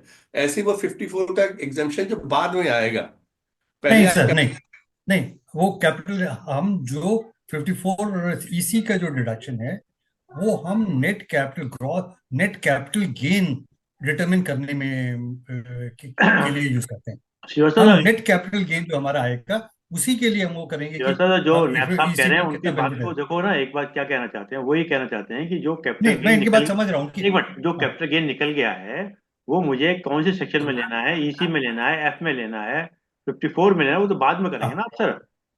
पहले तो आप नहीं नहीं पहले नहीं तो नहीं नहीं नहीं, अरविंद जी, यही यही मैं डिफर कर रहा हूँ कि हम वो बाद में नहीं करेंगे। हमें नेट कैपिटल गेन निकालना है, टैक्स बाद में आएगा। इन्वेस्टमेंट जो है उससे पहले ही आ जाएगी कि हमारा नेट कैपिटल गेन कितना बना, what is my finally income under the head capital gain, वो आएगा। वो जो 80, जब आप अब 80 की बात कर रहे थे, now 80 you I take the वगैरह। Words in the different way, I tell you. हाँ कैपिटल गेन नई रिजीम में, सपोज आपने कोई प्रॉपर्टी 23 जुलाई के बाद की खरीदी हुई बेच रहे हैं, तो उसमें तो आपके पास कोई ऑप्शन नहीं है हाँ तो कोई दिक्कत नहीं है, कोई आगे कंफ्यूजन नहीं रिजीम में जाने का। उसमें कोई कंफ्यूजन नहीं है। उसमें आप कैपिटल गेन पहले डिटरमिन करें। कैपिटल गेन मीन्स जो आपने परचेज प्राइस है और सेल प्राइस है उसका difference, that is the capital gain. ठीक है जी। कैपिटल गेन में से आपने कहा कि इतना हमने इसका कर दिया, ये हमारा आगे टैक्स हो गया, ये पेमेंट हो गया। अब जब हमारे पास कोई ऑप्शन नहीं है इसमें, तो आपने सीधा सीधा कैलकुलेशन कर लिया कि ये हमारी कैपिटल गेन है। तो first you calculate the capital gain, then you create the deductions. हमने ये इन्वेस्टमेंट किया, ये इन्वेस्टमेंट किया, ये बस, बेसिस है, इस पे ये टैक्स लग गया। बिल्कुल। ठीक है। सर यहाँ पे नहीं, यहाँ पे मैं डिफर कर रहा हूँ। चलो फिर सर बात, यहाँ सर पे ऐसा इसलिए डिफर कर रहा हूँ चलिए कि सर हम ऐसा जो है फाइनल, और सेक्शन, पॉइंट, सर और सेक्शन पॉइंट लेते हैं, 40 चलो। 48 के, यदि सेक्शन नहीं 48 में आप देखें तो हाँ provision of indexation is still there. Sir, हाँ आप क्या वो उसमें आप ये नहीं लिखा करेंगे। है indexation provision is restricted up to 22 of July देखिए and there 40, after indexation is बिल्कुल नॉट बिल्कुल अलाउड। ठीक है। नहीं, So हम if the 48 provision भी, of under section 48 is there for indexation of the assets, then why the benefit of indexation cannot be availed by the SSE? And only thereafter the amount to be arrived for paying the tax. देखिए वो देखिए, हम let us first बाइफिकेट this into two different compartments. वो compartment sir क्या है? ऐसा करो एक, श्रीवास्तव, जब तक क्योंकि ये 48 यूट्यूब का पे, सुनो इंडेक्सेशन सुनो, का प्रोविजन अवेलेबल ये है। यूट्यूब पे अपलोड होगा, बेटर रहेगा कोई और पॉइंट डिस्कस कर लेते हैं, फिर इसको छोड़ देते हैं थोड़ा सा ना। जी तो फिर अदरवाइज कंफ्यूजन में रहेगा, कोई फायदा नहीं, इसको क्लियरिटी नहीं जाएगी ना। हाँ और कोई नहीं नहीं, पॉइंट डिस्कस कर क्लैरिटी, लीजिए। नेक्स्ट सेशन ले लेंगे, एक और हाँ नेक्स्ट सेशन में ले ले लेंगे। लेंगे, नेक्स्ट में ले लेंगे, कोई दिक्कत एक नहीं। और सेशन ले पढ़ सकते लूंगा, हैं इसमें। आई कम प्रिपेयर्ड नेक्स्ट टाइम। इसके अभी तो थोड़ी सी मतलब ब्रीफिंग रख बात। लीजिएगा कि मतलब जो हमें कैपिटल गेन में कौन कौन से शॉर्ट नोट्स बना लीजिएगा थोड़े से ना, कहाँ कहाँ पे है। क्योंकि ऐसा ना, जो इंडेक्स अगर देखा जाए तो जैसे इंडेक्सिंग इस बार 24-25 की 363 है, प्रॉपर्टी हम्म बहुत तेजी से बढ़ रही है आगे। तो अगर वो हम्म, इंडेक्सिंग में हो सकता है कि हमें नई रीजन में बेनिफिट हो, यस क्योंकि यस, बहुत सी जगह हम नई हो रीजन सकता में है। हो सकता है ना। पर जो 2001 की प्रॉपर्टी हो सकता है वो 5 टाइम या 10 टाइम बढ़ गई हमारी अपना, फिर तो नई में जाएगा ना नहीं हम। नॉर्मली, अरविंद जी, एक जस्ट मिनट। तो क्वेश्चन ये नहीं है। चलिए कुछ की पॉइंट ले लीजिएगा जिससे कि आदमी को थोड़ा सा लगे कि थोड़ा पॉइंट, अदरवाइज क्योंकि यूट्यूब पे अपलोड होगा ना तो फिर कंफ्यूजन होगा, क्या फायदा। एक आपने बताया शेयर्स बाईबैक का बताया था आपने, उसमें कॉस्ट ऑफ हाँ, एक्विजिशन क्या लेंगे आप अपना? सब उसमें उन्होंने ये गड़बड़ कर दी हम्म कि आपकी जो भी आपको कंसिडरेशन मिल रही है ना, the hmm entire is your income. बस तो जब आप देखिए ना, वहां लॉस हो गया आपको। वहां लॉस हो गया, और वो and that will be capital loss. इस पे एक्चुअली जब ये आया था, उसी टाइम पे मैंने अपने वो फेडरेशन में वैसे जो जर्नल आता है उसमें एक आर्टिकल लिखा था इस पे मेरे को कहा वैसे गया था तो एक ये आर्टिकल देखिएगा, लिखा। जैसे अगर ओवरऑल अगर आप देखा जाए तो ये कहीं ना कहीं गवर्नमेंट का जो इंटेंशन है वो ये है कि ज्यादा से ज्यादा लोग नए उसमें रजीम में आए और नए को फॉलो अप करें और नए पे डेवलप रहेगा सर इसका। देखिए नहीं, देखिए गवर्नमेंट का जहां तक ये सवाल और है दूसरा नए ये का जो पुराने प्रोविजो का। आ गया ना सर, ये जो बाद में जो प्रोविजो डाला गया ना, जो इंडेक्सिंग वाला हाँ ये करके, ये कई जगह बड़ा हाँ कंफ्यूजिंग है जो किसी पॉइंट हाँ, के लिए। ये बात है, ये तो बिल्कुल ये जो बाद में जो बिल्कुल आप जो प्रोविजो कह। आपने डलवा दिया है सर, इसमें आगे आगे है सर, ये कई जगह बड़ा कंफ्यूजिंग है। हाँ इसको अगर आप डिटेल में नहीं एग्जामिन करेंगे तो ये आपको समझ में नहीं आएगा, क्योंकि वो कहीं कहीं टैक्स रिबेट है देखिए, या जब कहीं। भी जब भी किसी किसी भी इश्यू पे सब्सिक्वेंट अमेंडमेंट की जाती है, तो उस टाइम पे पहले वो डिस्कस तो होता नहीं प्रोफेशनल से। जो उनकी समझ में आया, जो उनको प्रॉपर लगा वो कर देते हैं। और अगर बाद में उनको लगता है कि हाँ भाई इसमें कुछ कोई फिर लेकुना रह गया, तो अगले साल का फाइनेंस बिल आया है उसमें अमेंडमेंट हो जाएगी। और वो आप अमेंडमेंट जो है, आप देख लीजिए ना कि आपके अगर सेक्शन सपोज कितने हैं। हार्श है तो वो रेट्रोस्पेक्टिव इफेक्ट से दे देंगे उसका बेनिफिट। इनकम टैक्स में कितने सेक्शन हैं, कितने सब क्लॉज हैं, कितने वो हैं। चलिए साहब, फिर नेक्स्ट चलिए कंक्लूड करते हैं साहब, धन्यवाद दीजिए सर। हाँ नेब साहब, मगर नेब साहब इसमें हम लोग ना कुछ हाँ। जो इश्यूज हैं, प्रोबेबली ब्रेनस्टॉर्मिंग हम लोग वैसे भी कर सकते हैं बिसाइड्स दिस सेशन। ये कर सकते हैं कभी, भाई क्या इश्यूज है, हम लोग कुछ आप कुछ इश्यूज शेयर कर दीजिए, अरविंद जी को दीजिए, उन हेमंत जी भी दे दें, तो वो हम लोग उसमें we can work out on something कि भाई क्या व्यूज क्या बनते हैं। जब लोग नेक्स्ट क्योंकि सेशन एक इश्यूज, और कर लेंगे capital gain, it is really confusing. मैं भी इसको पढ़ लूंगा, विल डिस्कस इट हाँ डिटेल। हाँ, इसको पढ़िएगा आप, सेक्शन हाँ, एक तो हम भी 48 ना और एक थोड़ा सौ सा बारह दोबारा करके तो we can have another session only. हाँ, हम्म। सेक्शन बाकी सब 48, 74, 112, ये, और हमने अभी तो सिर्फ इसी पे रिस्ट्रिक्ट किया है। इसमें वो शेयर से रिलेटेड भी हैं, वो वो दे भी आर आ को जाएंगे अगली कंफ्यूजिंग। बार में। अगली बार क्या हाँ करिएगा, शुरू के 15-20 मिनट इसमें दे दीजिएगा, इसमें काफी हो चुका है डिस्कशन। और रिमेनिंग, क्योंकि हम लोग का 50 मिनट्स का ही सेशन होता है, तो जी रिमेनिंग जी 30 मिनट जो है वो आप उसमें शेयर्स वगैरह पे दे दीजिएगा, कर क्योंकि सकते आजकल हैं। स्टॉक मार्केट भी बहुत वॉलेटाइल है। हाँ हाँ हाँ, टैक्सेशन वॉलेटाइल, कुछ हम लोग एक सेशन ऐसा कर सकते हैं जिसमें taxation of shares and securities, because you वो, और उसमें ये इसको इसको डाल देते हैं। चलिए सर, वी शुड कंक्लूड क्योंकि already we have exceeded the time. So मैं बहुत बहुत धन्यवाद रवि शर्मा जी, जो आपने आज एक कैपिटल गेन का एक बहुत ही टिकलिश इशू है उसके ऊपर ये सेशन रखा। और इस उम्मीद के साथ कि इस सेशन को हम लोग अगली बार फिर उठाएंगे, और फिर हमारे हेमंत जी और AK श्रीवास्तव साहब रहेंगे, आप रहेंगे, हम लोग थोड़ा अगली बार थोड़ा और ज्ञानी बन के आएंगे। But the way it has been started by Hemant ji, उन्होंने अपने इश्यूज रखे, इस सब्जेक्ट को कितने कायदे से डिटेल में उन्होंने इंट्रोड्यूस किया। और बाद में AK श्रीवास्तव साहब का जो है ना बताने का तरीका, इनफैक्ट मुझे लगता है he should come again and again, the way he is talking, the way he explaining, it is very, and I should say he CA Delhi NCR। मैं ना गाजियाबाद कहूंगा, ना नोएडा कहूंगा, ना गुड़गांव कहूंगा, एकदम दिल्ली NCR। एनसीआर, हम लोग तो एनसीआर के ही हैं। आप NCR के हैं। तो आज आपका बहुत बहुत शुक्रिया, और आप इतने अच्छी तैयारी के साथ आए थे, एकदम प्रिपेयर्ड फुली, एक एक चीज को बड़े अच्छे से एक्सप्लेन कर रहे अब थे। एक चीज बताऊं, तैयारी मेरी नहीं, आज ज्यादा नहीं हो पाई थी। ये आज एक जो भी बार और, किया पिछले 3-4 घंटे में ही किया था। You have got the depth of the things, आपको नॉलेज है, आप जानते हो, क्योंकि प्रैक्टिसिंग है तो आपको हर चीज आती है। हम तो प्रैक्टिसिंग है नहीं, after retirement, I retired in 2020, उसके बाद तो बिल्कुल आउट ऑफ टच हो गया। अब बस आप लोग से जो सुन लेते हैं उसी को समझ लेते हैं, तो उसके ऊपर अपने थोड़े से व्यूज दे देते हैं। आज भी आप लोग की बातों से जो समझ में आया था वही मैंने व्यूज दिए, तो we can discuss it again. और but the way you are explaining the thing, that is really very impressive, just like a teacher जैसे होता है ना, क्लास में बताता है, आपने बड़े अच्छे से, बहुत कूली सब उससे एक एक चीज एक्सप्लेन की। आई रिक्वेस्ट कि नेक्स्ट टाइम ना अगर कोई आप चार्ट ले आए तो we can share the screen, तो वहां जो आप बोलते हैं तो लिखा जो आ जाएगा ना, उससे कहीं बोलने में जैसे कुछ कंफ्यूजन है या एक आध वर्ड भी छूट गया, तो आपको जी जी। ये भी बताओ कि आज हमारे यहाँ एक प्रेजेंट जो वर्किंग इनकम टैक्स ऑफिसर है, मैडम विनीता जायसवाल, वो भी आई हुई थी, तो उनको मैंने बताया, तो शी केम हियर और आधे घंटा सुन के गई, वो कह रही थी मेरे हाँ पास हाँ भी एक अच्छा। केस है, मेरे पास भी एक केस है, शी इज हियर, एक रिव्यूइंग अथॉरिटी भी है और असेसिंग यूनिट, दोनों है उनके पास। जी। तो शी वाज डूइंग, तो आधे घंटे सुन के अभी अभी शी हैज लेफ्ट। वो तो ऐसे। पूरा जी। सेशन सुन के गई, कह रही थी मेरे पास भी एक ऐसा ही केस है टिकलिश, तो मैं देखती हूँ अगर मेरा कोई सोल्यूशन मिल जाए तो अगले सेशन में मैं उनको फिर इनवाइट कर लूंगा या लिंक भेज दूंगा। तो you you you just don't know कि आपके, हम लोग सोचते हैं कि 4 आदमी सुन रहे हैं, कितने लोगों तक फायदा पहुंचता है, कितने लोग जो बाद में सुनते हैं या बात इसको समझते हैं, तो they can really be benefited. मेरे भी नॉलेज में थोड़ी थोड़ी काफी कुछ एडिशन हुआ, और थोड़ा थोड़ा मैंने भी अपनी तरफ से जो देने की कोशिश की, समझ अपनी बताने की कोशिश की।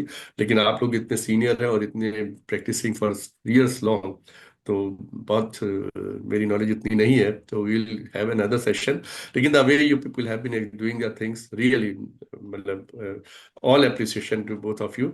आज का बहुत बहुत धन्यवाद हेमंत जी, और बहुत बहुत धन्यवाद केशव धन्यवाद साहब। धन्यवाद पुनः धन्यवाद। आगमन के लिए रिक्वेस्ट के साथ थैंक यू डेफिनेटली हमें सर। चीजें शेयर करने में हमें प्रसन्नता ही होती है। और एक चीज बताओ कि मैं प्रैक्टिस में जरूर हूँ और टैक्स फील्ड में हूँ, पिछले 45 साल से मैं टैक्स कर रहा हूँ, खाली टैक्स ही कर रहा हूँ। मगर और over a period of time मेरा एरिया स्कोप ऑफ वर्क जो है वो हो गया appellate work and tribunal, primarily tribunal and CIT appeals ये कर रहे हैं।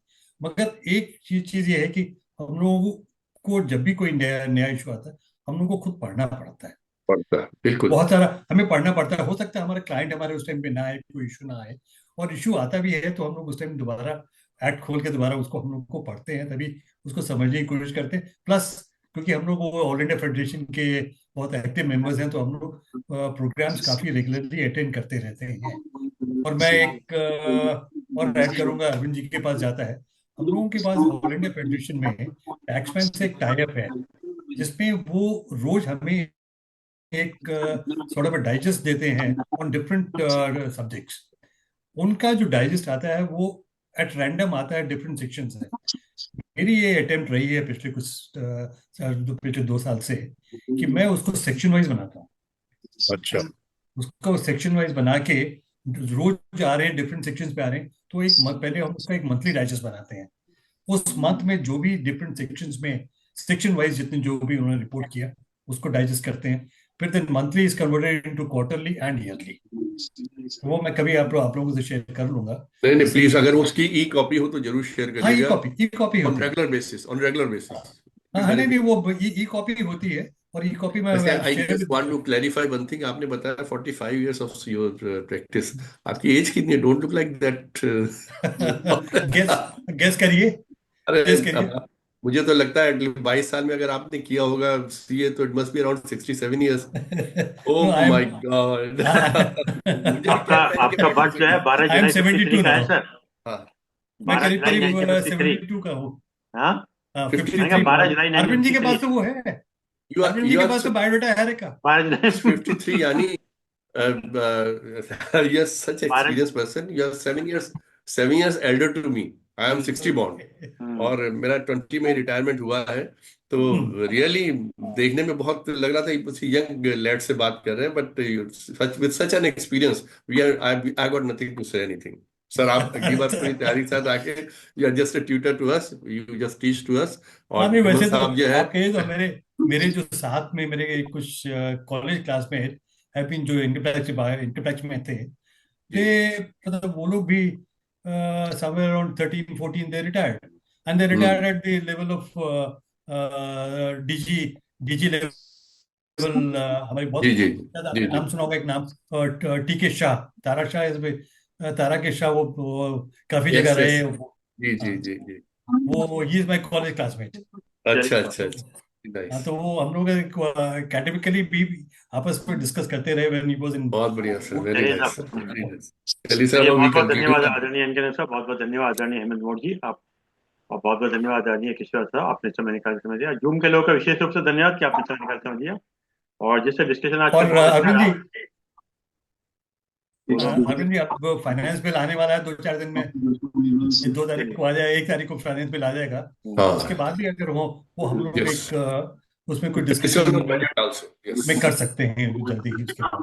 चलिए, ठीक है, और वीक में ही उसको हम ये अटेम्प्ट ये रहे क्योंकि हम उसको डिफरेंट पार्ट्स में डिवाइड करते हैं और हम एक ही जगह 3 4 लोगों को उसमें इन्वॉल्व करते हैं। उनको डिफरेंट लोगों डिफरेंट सेक्शंस दे के कि भाई somebody can speak on one part, one another part, third part, इस तरह चलिए। से किया जा सकता है।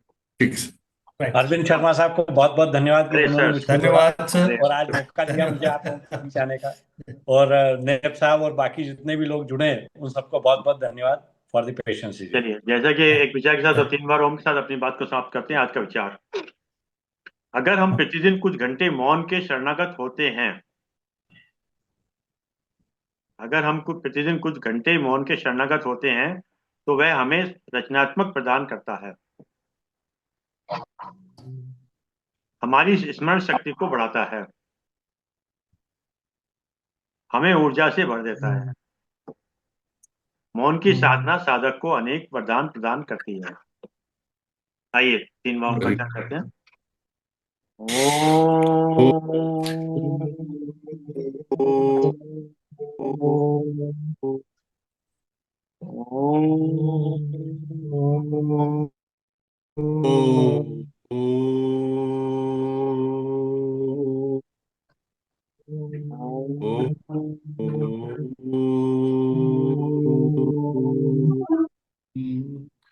शांति शांति। शांति। सबका बहुत बहुत सभी प्रणाम। आपने अरविंद जी ये जो मौन का के बारे में कहा, ये मूल मंत्र है मेडिटेशन का। चलिए, मेडिटेशन का मूल मंत्र ही यही है कि आप मौन रह के एक एकाग्रचित ध्यान से आप किसी चीज में कंसंट्रेट कर रहे हैं। अरविंद जी का गीता के ऊपर जो रेगुलर इनकी वेबिनार चलती है उसके बारे में मैसेज आता रहता है। हाँ, बिल्कुल बिल्कुल। डेफिनेटली डॉक्टर भदौरिया साहब लेते हैं, वहाँ डिपार्टमेंट के, आपके डिपार्टमेंट के कमिश्नर इनकम टैक्स, हाँ, वो लेते हैं अपनी। जी जी जी, राइट। हम तो सब पोस्टमैन है, बस सुबह खोलना बंद करना जानते हैं बस। सर पोस्टमैन, देखिए, अगर एक चीज का एक कहीं कहा जाता है कि अगर आप एक अनजान शहर में जाइए, एक अनजान एरिया में चले जाइए, आप लोगों से एड्रेस पूछते रहिए, तो कोई आपको, बहुत कम लोग हैं जो आपको ठीक एड्रेस बता पाएंगे। आप पुलिसमैन से भी पूछिएगा, वो भी नहीं बता पाएगा। मगर अगर आप पोस्टमैन से पूछ लेंगे तो वो आपको ठीक जगह पे पहुंचाएगा कि हाँ, इस मकान में फलाना फलाना रहता है। श्रीवास्तव साहब, हम पोस्टमैन से अच्छा गाइड करने वाला नहीं होगा। चिट्ठी हम वही डिलीवर करते हैं जिस पर नाम और पता लिखा होता है, जिस पर नाम और पता नहीं लिखा होता चिट्ठी डिलीवर नहीं करते हम। पोस्टमैन, देखिए, एक चीज बताऊं, मैं आपसे शेयर करूं। देखिए, एक बार मैं आपसे शेयर करता हूँ, बड़ी पुरानी, मेरे फादर ने बताया था। मेरे फादर 1945 में लखनऊ से दिल्ली आए, तो उन दिनों तो कोई मीन्स ऑफ कम्युनिकेशन यही था, पोस्ट था।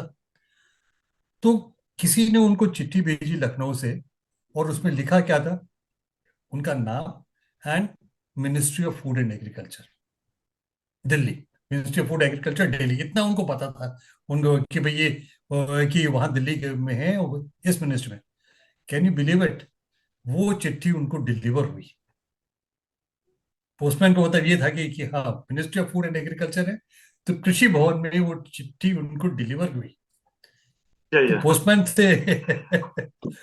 के जहां तक सवाल है, उसकी नॉलेज इस बारे में सबसे बढ़िया रहती है। तो बहुत दूर तक जाइए। चलिए, बहुत नमस्कार। नमस्कार।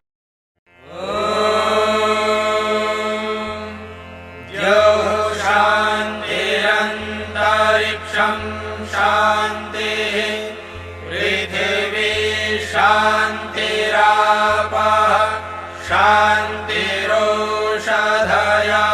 शान्तिः, वनस्पतयः शान्तिर्विश्वे देवाः शान्तिर्ब्रह्म शान्तिः, सर्वं शान्तिः शान्तिरेव शान्तिः।